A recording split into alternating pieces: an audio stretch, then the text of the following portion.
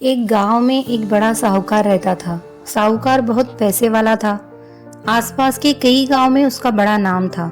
लेकिन इस साहूकार को अपने पैसों का, अपने रुतबे का और अपने नाम का बड़ा ही घमंड था।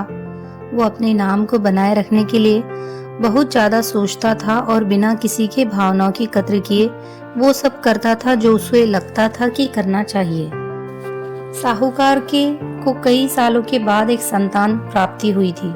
साहूकार ने अपने इस खुशी को मनाने के लिए अपने घर पर एक बहुत बड़ा कार्यक्रम रखा, जिसमें उसने आसपास के गांव के सभी श्रीमंत लोगों को और सिर्फ ऐसे रिश्तेदारों को जो पैसे वाले थे बुलाया था।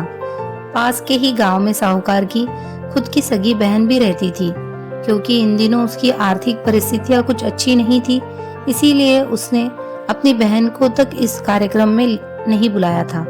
साहूकार ने जिस कार्यक्रम का आयोजन किया था वो इतना भव्य था और इसके अलावा उसमें इतने प्रसिद्ध और श्रीमंत लोग आने वाले थे कि इस कार्यक्रम की चर्चाएं हर गांव में होने लगी थी। ये खबर उस साहूकार की बहन तक भी गई।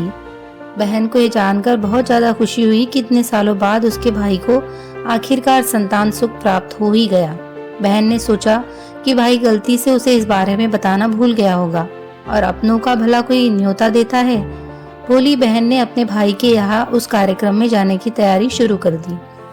जिस दिन वह कार्यक्रम था उस दिन बहन सुबह सुबह ही अपने भाई के घर जाने के लिए निकल पड़ी।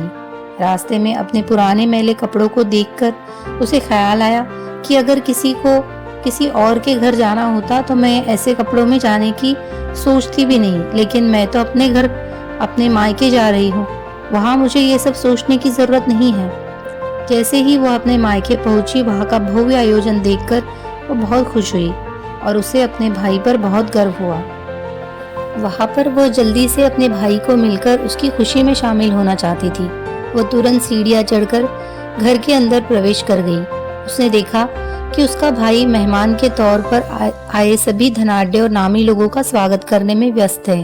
बहन जैसे ही अपने भाई की तरफ उससे मिलने के लिए बढ़ी, उसके भाई की नजरें उस पर पड़ गई और अपनी बहन को ऐसे मैले कुचेले कपड़ों में देखकर भाई ने उससे मिलना तो दूर बल्कि तुरंत बहाना बनाकर वहां से निकल गया। बहन ने सोचा, इतने लोगों में बेचारा अकेला भाई क्या क्या करे, जरूर उसे कुछ काम याद आ गया होगा, इसीलिए वहां से चला गया होगा। बहन बाद में अपनी भाभी से मिलने गई। भाभी ने उसका स्वागत किया और उसे खाना खाने के लिए आग्रह किया। बहन ने सोचा, ठीक है पहले खाना खा लेती हूँ, फिर बाद में आराम से भाई से मिल लूंगी। बहन खाना खाने के लिए पंगत में बैठी। साहूकार ने देखा कि अपने सभी धनवान मेहमानों के बीच उसकी गरीब बहन बैठी हुई है। सभी कीमती पोशाक पहने लोगों के बीच उसकी बहन जो पुराने मैले कपड़े पहनकर बैठी थी, यह साहूकार से देखा नहीं गया। उसने अपनी बहन को अपने पास बुलाया, भला बुरा सुनाया और वहां से जाने के लिए बोला। बहन ने अपने सपने में भी नहीं सोचा था कि उसके साथ कभी ऐसा व्यवहार भी हो सकता है, और वह भी उसके खुद मायके में। अपना अपमान होने के बाद बहन तुरंत अपने घर ससुराल जाने के लिए चल पड़ी। बहन इस बात को पचा ही नहीं पा रही थी कि उसके अपने भाई ने उसके साथ इतना बुरा व्यवहार किया। उसकी आंखों में आंसू नहीं थम रहे थे। रास्ते में उसे अपनी पुरानी दोस्त मिली। उस दोस्त ने उसे रोने का कारण पूछा। हालांकि बहन उससे कुछ भी नहीं बताना चाहती थी, लेकिन दोस्त के बार बार पूछने पर उसने उसके साथ हुई सारी घटना उसे बता दी। उसकी दोस्त एक समझदार महिला थी और काफी प्रैक्टिकल सोचने वाली थी। उसने कहा, अगर तुम मेरी बात मानो तो एक दिन तुम्हारा भाई खुद तुम्हें अपने यहाँ बुलाएगा और तुमसे माफी मांगेगा। बहन ने उससे कहा कि तुम्हारी हर बात मानूंगी, बताओ मुझे क्या करना होगा। दोस्त ने कहा कि तुम इस अपमान को, इस दुख को एक दिशा दे दो और कोई गृह उद्योग शुरू कर दो। उसमें इतनी मेहनत करो कि उस काम में तुमसे अच्छा कोई भी न हो। बहन को अपने दोस्त की बात सही लगी। उसने घर पहुंचकर अपने आंसू पोंछकर उसी दिन से एक गृह उद्योग शुरू किया। उसे दिन रात मेहनत की, अपने साथ कई और गांव की महिलाओं को जोड़ा और देखते ही देखते उसका गृह उद्योग चल पड़ा। कुछ ही सालों में आसपास के 50 गांव में उसका नाम और रुतबा काफी बढ़ गया और अब वह पैसों के मामले में अपने भाई से भी ज्यादा बड़ी बन गई। भाई को भी जब यह पता चला कि उसकी बहन इतनी श्रीमंत हो गई है तो उसने सोचा कि एक बार उससे मिलकर आया जाए। जब वह अपने बहन को उसके घर मिलने पहुंचा तो बहन ने उसका किसी राजा महाराजा की तरह स्वागत किया, उसकी पसंद का खाना खिलाया।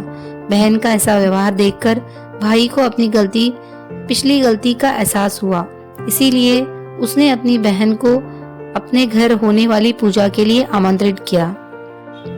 कुछ ही दिनों बाद बहन अपने भाई के यहाँ उस पूजा के लिए पहुंच गई। जैसे ही बहन अपने भाई के घर पहुंची, उसका भाई उसके स्वागत के लिए दरवाजे में ही खड़ा था। बहन अपनी महंगी गाड़ी में आई थी। उसने बहुत कीमती साड़ी और उससे भी ज्यादा कीमती गहने पहन रखे थे। बहन का ऐसा ठाट बाट देखकर सिर्फ भाई नहीं बल्कि उसका पूरा गांव दंग रह गया। भाई दौड़कर आया और बहन की गाड़ी का दरवाजा खोलकर उसे बाहर आने के लिए कहा और बड़े प्यार से उसे पूजा का प्रसाद ग्रहण करने के लिए बुलाया। बहन को इस बार 12 पकवान परोसे गए। चांदी की थाली में उसे खाना खिलाया गया। वो साथ में एक सोने की चम्मच भी रखी गई। उसके बैठने के लिए बेशकीमती पाट रखा था। बहन को यह सब देखकर उसके वो पुराने दिन याद आ गए जब भाई ने उसे बिना खाना खिलाई के ही भला बुरा कहकर वापस लौटा दिया था।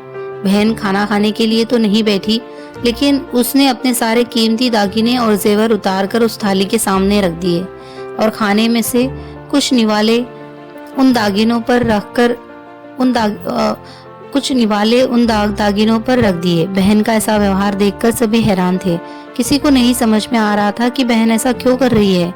आखिर वह क्यों उन जेवरों को खाना खिला रही है। जब सभी ने उससे पूछा वह ऐसा क्यों कर रही है, तब बहन ने सबके सामने बताया कि आज जो उसका इतना सम्मान हो रहा है वो दरअसल उसका नहीं बल्कि उसके इन्हीं कीमती दागिनों और